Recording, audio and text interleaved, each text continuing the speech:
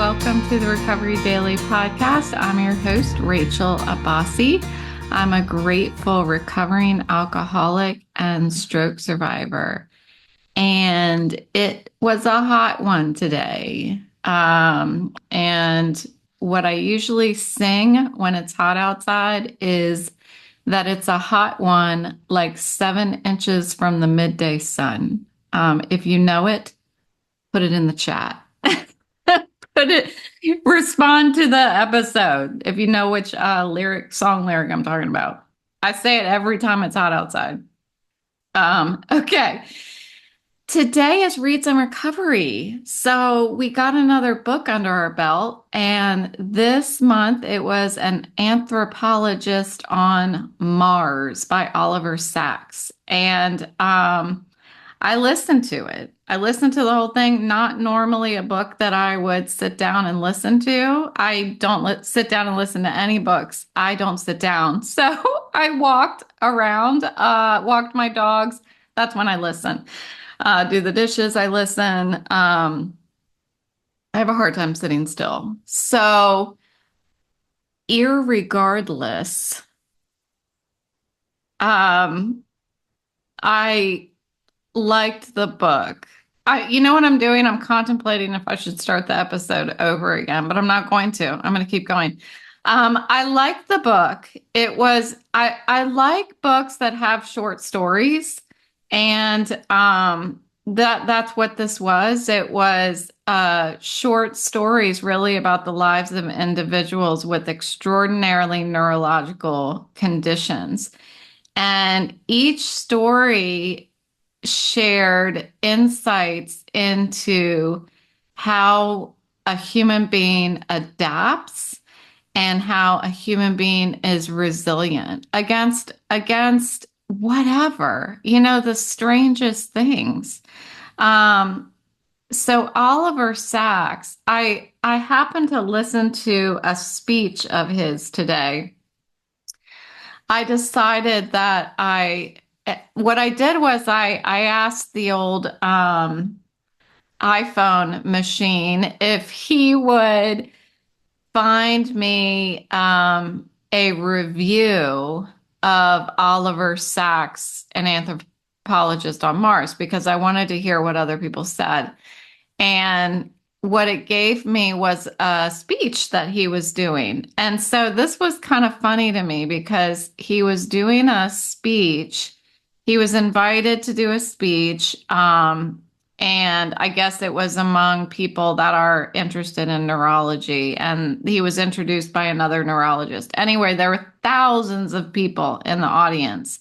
And you just see him in the video. I wasn't watching the video, but I did look at it in order to hit play. And it's just him on the stage. So you can't see and really hear a lot of people, but he makes references a couple times to that there are thousands of people in front of him. Okay. So Oliver Sacks is a neurologist and an author. I don't know much about him. I didn't look into it. I just know these things, that he wrote a bunch of books and he's a neurologist, and a very admired neurologist. And so he's standing in front of all these people. And I love this. I love to hear the vulnerability in somebody who is brilliant. I love to hear that they get nervous. I love to hear that they feel the anxiety and they do it anyway. And that was what I loved the most about the speech that he was doing. So he was doing his own review. I don't know if it was really a review. I didn't listen to the whole thing. I listened to about half of it. And he was talking about the book itself. And then he started reading from the book. And then I thought, well, I don't need to hear him read from the book. I just heard him read from the book because I, of course, listened to it on Audible. But he was funny. He was a funny guy. He shared about his anxiety, but in a humorous way. And, he was so like fidgety. He was like trying to take his jacket off. And then he's like, well, I can't take my jacket off because my microphone is on my jacket. And then he's talking about everything he said had a really intellectual perspective on it. Like, apparently, like I was only listening, not watching it, but apparently the microphone was like either too far away or too close. And started talking about personal space and how his relationship with the microphone at that time was it was jeopardizing that personal space or something, like, or else it wasn't in it. I don't know. But it was funny. It was funny, and I would recommend, if you enjoyed the book, if you enjoy that kind of thing, you enjoy hearing about more factual neurological disorders. I mean, that's his specialty. So he has several books about different neurological disorders. One of the books is something about I thought my wife was a hat or something like that. I'm probably screwing that up, but something about that. Anyway, he was funny and he was so smart.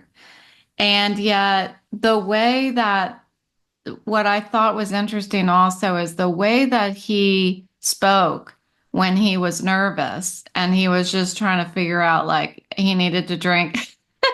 He needed to drink, have a sip of water. So he gets the glass of water. I guess he's taking the lid off or something. And he says, drinking water is a very personal experience. And, he's just continues to make fun of how nervous he was and how uncomfortable it is when you're standing in front of thousands of people to pick up a bottle of water and drink it. It is kind of a personal thing. If you think about it, it is kind of like, I hope I don't choke on it in front of everybody. So I really got a kick out of just listening to him as a person, because who can't just respect him for how much effort and curiosity and empathy that he puts into studying these cases, these 7 cases in this book. So the different cases that he studies, there's a guy with Tourette syndrome. There's an artist who loses his ability to see color. I believe he was in a car accident and he loses his ability to see color. And not only does he lose the ability to see the color, but he can't remember color. He can't dream in color. Like, his memory of color is gone. It's fascinating. And this guy, again, just to back up, the guy with Tourette's syndrome, um, it's neat how he has conversations with these people and talks to them about their disorder, when a lot of times when we run across people that have these disorders that are kind of uncomfortable to be around, the last thing that one would do is have a conversation about it. Well, of course, the door is open because he is the neurologist and he's there, but they go out and they go have lunch in a restaurant and, has a conversation about how the guy has to go to the corner of a restaurant. He cannot sit in a place where somebody is sitting behind him because he has a tendency, if somebody's sitting behind him, it feels like it's invading his personal space and he has to touch them. He has to turn around and touch them, which of course can make somebody uncomfortable.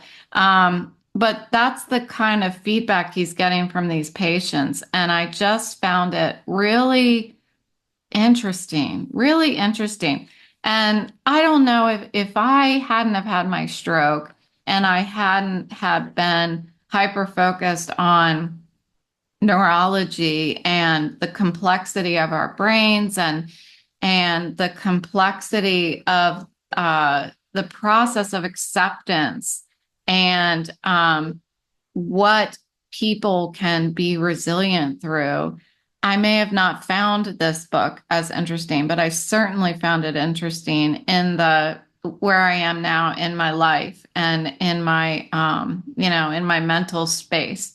So there's also a guy in the book who is blind, and then his wife or girlfriend is adamant that he say yes to this surgery that would allow him to partially be able to see, even though he was not totally excited about doing it. And he goes through this, the guy gets partial vision back, and how challenging that was. It seems that when one adapts to the disability, it's uncomfortable to have that disability removed.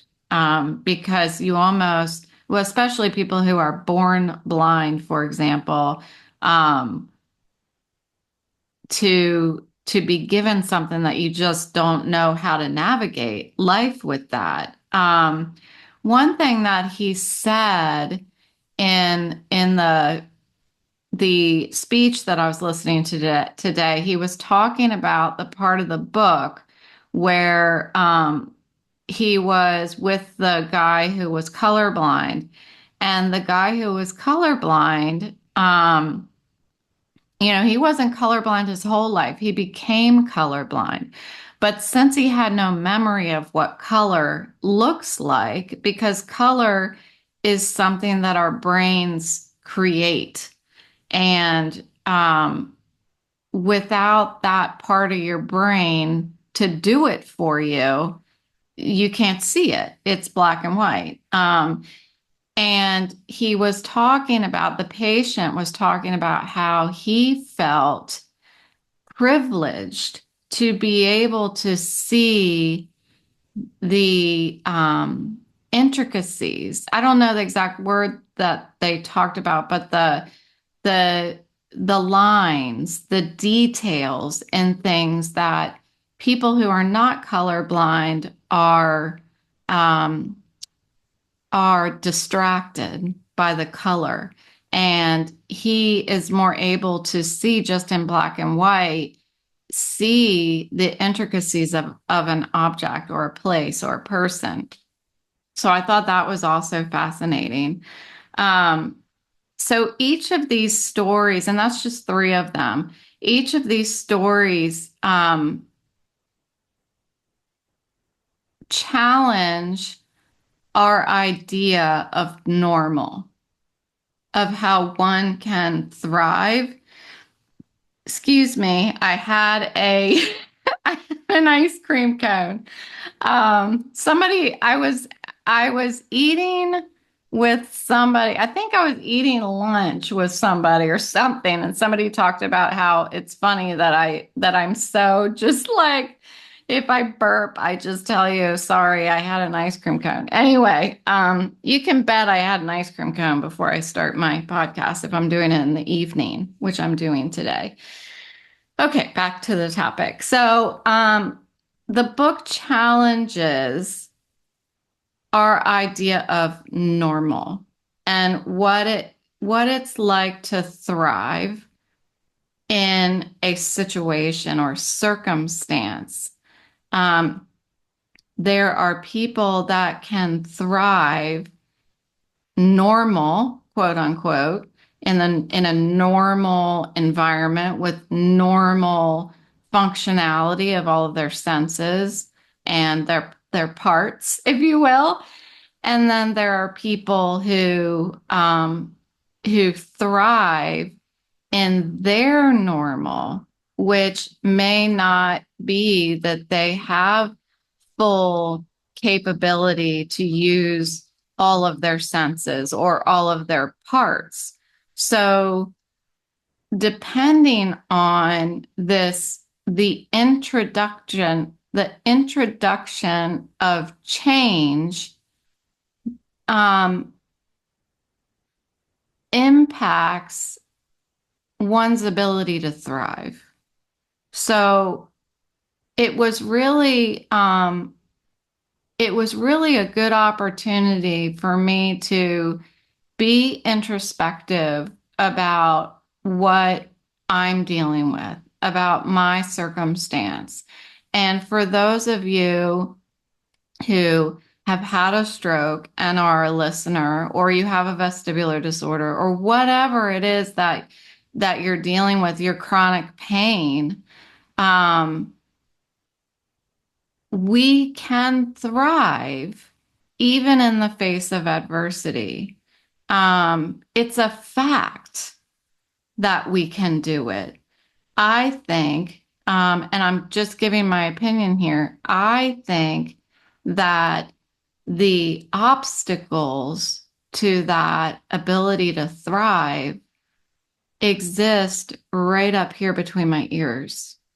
Um, and that's fascinating, to me. So I felt that even though all of these disabilities were far from what I'm dealing with, um, really, I felt really connected to this journey that these folks are on of acceptance. Um, so Oliver Sacks, he explores his patients' experiences and how they ended up on this unpredictable path. And yet they found a way to fit that path into their story, you know, navigating their life, whether it's from color blindness, Tourette's, and I can't remember any of the others at the moment. But whatever that fork in the road was, where there was a dead end and they had to go the other way, they were given a health crisis and they had no other option but to take a new path. It it illustrated for me that the struggle to adapt is personal. And it didn't say a lot about these people having any profound.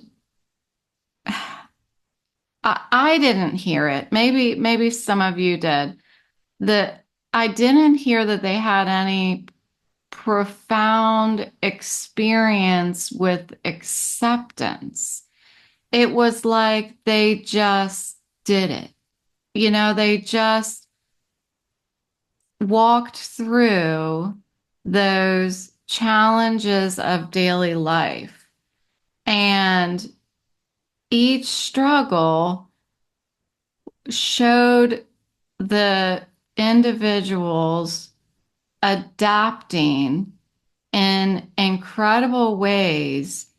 And yet I saw that they were peaceful. Now, I don't know if that's just from the perspective that he wrote the book, but, and I could be wrong, I could just not be remembering it, but I didn't really hear a lot about um, the the mental struggles that are similar to what I went through when I over the past year. And maybe they are. Again, I can't remember, and that sucks. But it seemed like it was a it was all about acceptance. And maybe that's the point of the book, is just talking about the unique realities of these people and the capacity for human beings to adapt and grow and find okay, so I was going to say find their new identity, but here Oliver Sacks in that speech talked something about how when a person has a health crisis and they're on the other side of it and they're dealing with deficits or they're dealing with some sort of chronic um, pain or something like that, that people want to redefine their identity according to that new unexpected circumstance. And I have been challenged with this idea as well. Now, you guys know I call it Rachel version 3.0 because I don't believe that I've had an episode talking about how I have a whole new identity. I don't know. I may be contradicting myself. So I'm just putting it out there. But I don't feel like I'm a completely different person.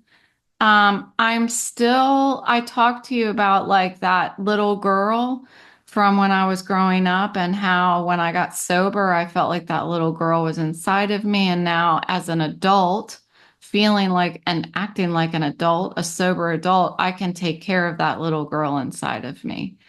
And knowing that I have that same core element inside of me really means to me that my identity has never quite just hasn't, you know, changed its clothes. Like it's still the same identity. Um, it shifts shapes and stuff like that. It gets uncomfortable. I reject it. I sometimes don't want to accept it and all that stuff, but I don't know. He was challenging that. He was challenging the idea of saying that we have a new identity because you want to fit that disability in as your new defined identity. So just something to think about. I don't think that I listened long enough to hear what his opinion was about that, but it's something to think about, is when one goes through a health crisis or something like this, um, is it giving you a new identity? Do you need to realize who your new identity is? I definitely feel like I needed new purpose. Um, I feel like my values haven't changed. I think if anything, I have added values to my life because I have slowed down and am able to see that stuff, the important stuff, because I'm not running around to and from work and that kind of thing. So I really liked the way that the book was written.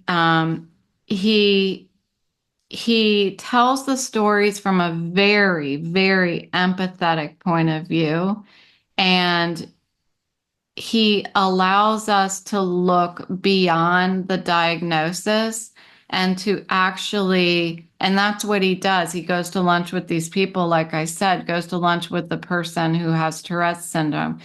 He allows us to witness that disability or that impairment or whatever it is, witness it as the whole person behind the disability. And I think that's where, until I became disabled, I didn't see the person behind the disability. What's fascinating to me, I have just thoroughly enjoyed sitting in on this iBug Today um, voiceover class. And the reason why is because I have been introduced to this entire community of blind people. And I just, I don't know. It's a whole new world that has opened up to me, as I listen and these two people who they're the teacher and the teacher's assistant, that's what they're called.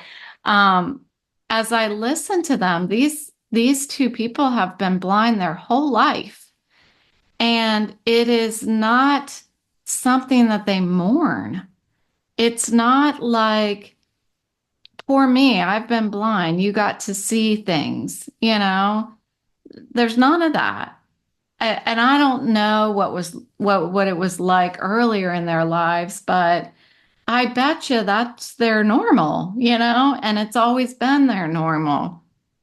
And if they were to eventually see, it's like it takes away some of the beauty of what they're experiencing now. I know that sounds weird, but that's what it made me think about this book, that people who we look at them as if they're not normal, they don't have the capabilities that a normal person has. They don't have all of their senses.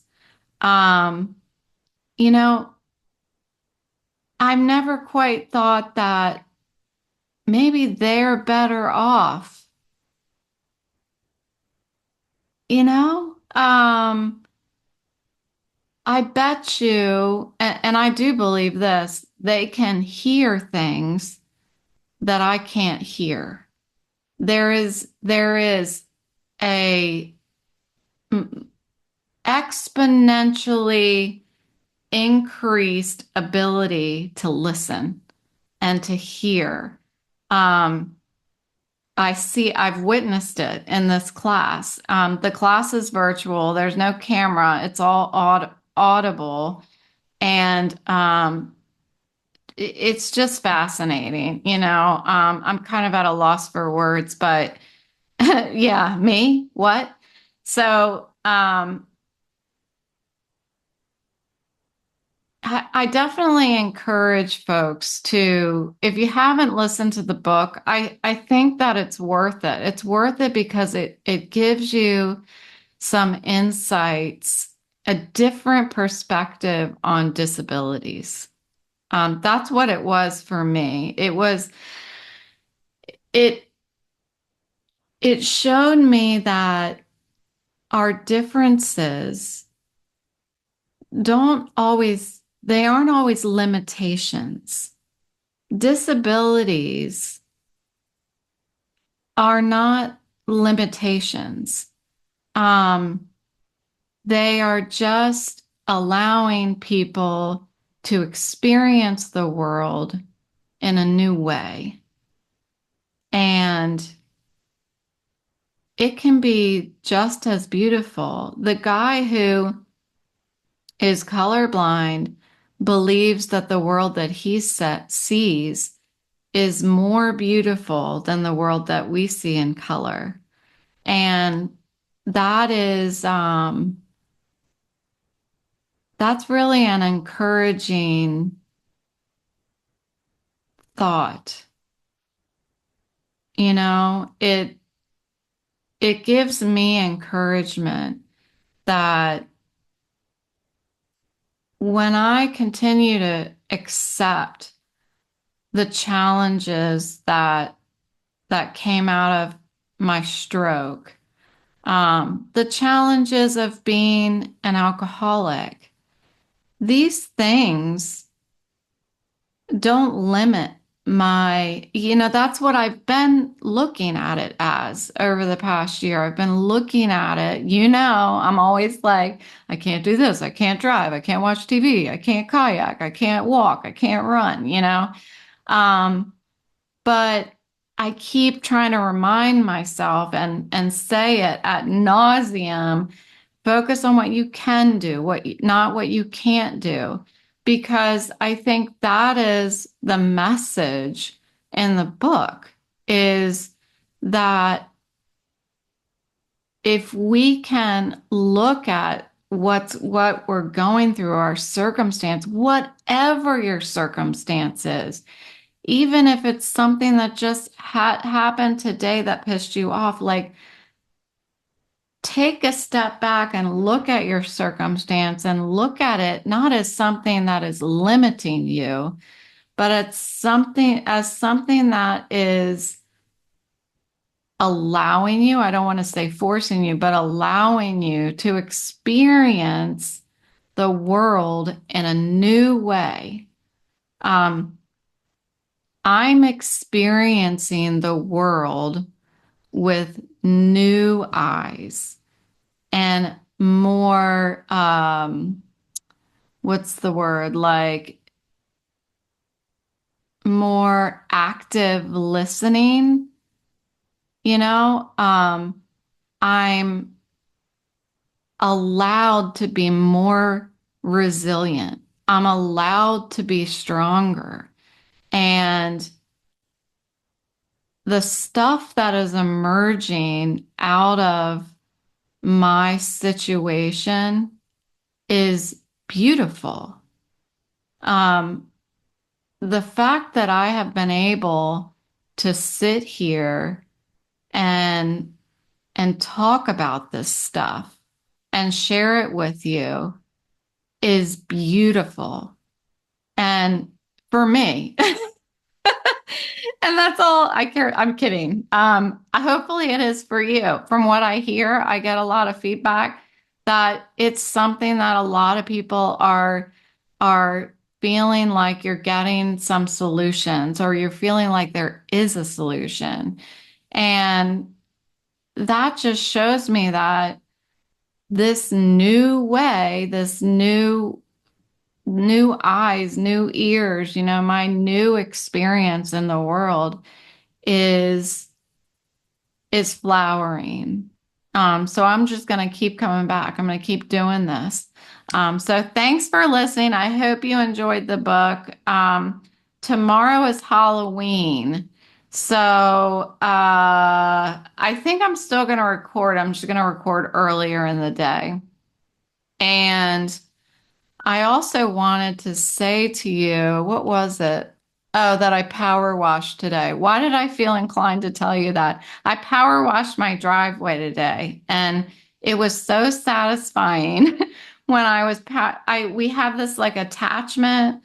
It's a power washer gun, but on the end of it is like attachment that looks like a Roomba, like one of those circular vacuums, only it's just a circular thing that the power washer spins underneath it, and there's brushes and everything. So it cleans the driveway. You just kind of move it like a vacuum and it cleans the driveway. And I'm like, this is as satisfying as mowing the lawn or vacuuming.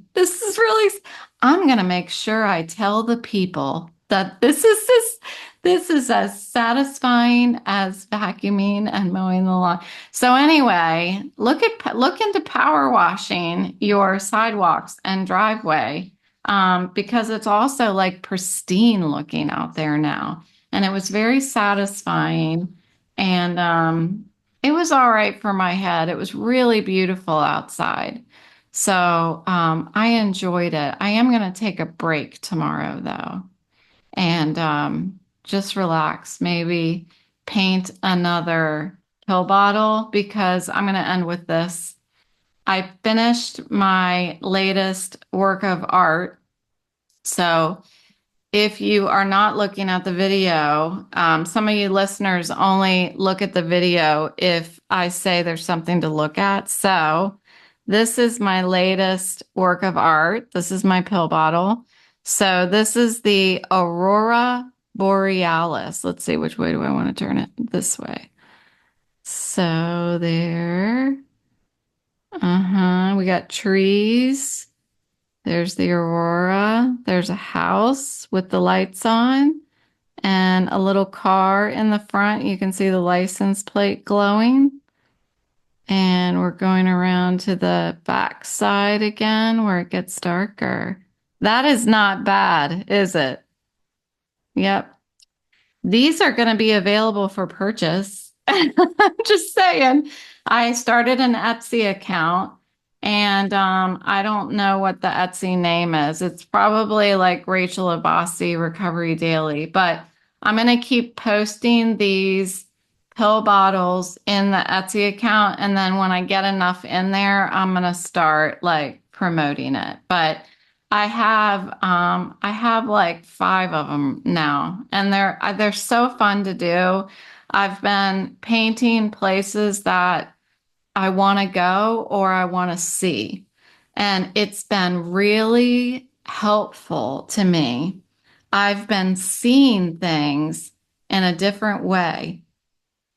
I would have never been able to sit and focus on the colors of the aurora had I not sat down and painted this.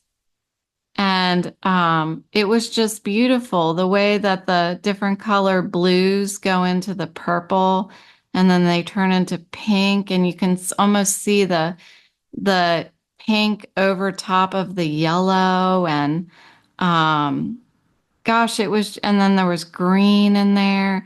I would have never seen all of that if I didn't take this, a couple nights. I sit down and just paint, and I'm really taking in what these things look like. And it's been really nice for me because I can't really go to a lot of places that I can travel there by painting. So I've really been enjoying it. Okay, I'll let you go now. Thanks for listening. I'll talk to you tomorrow.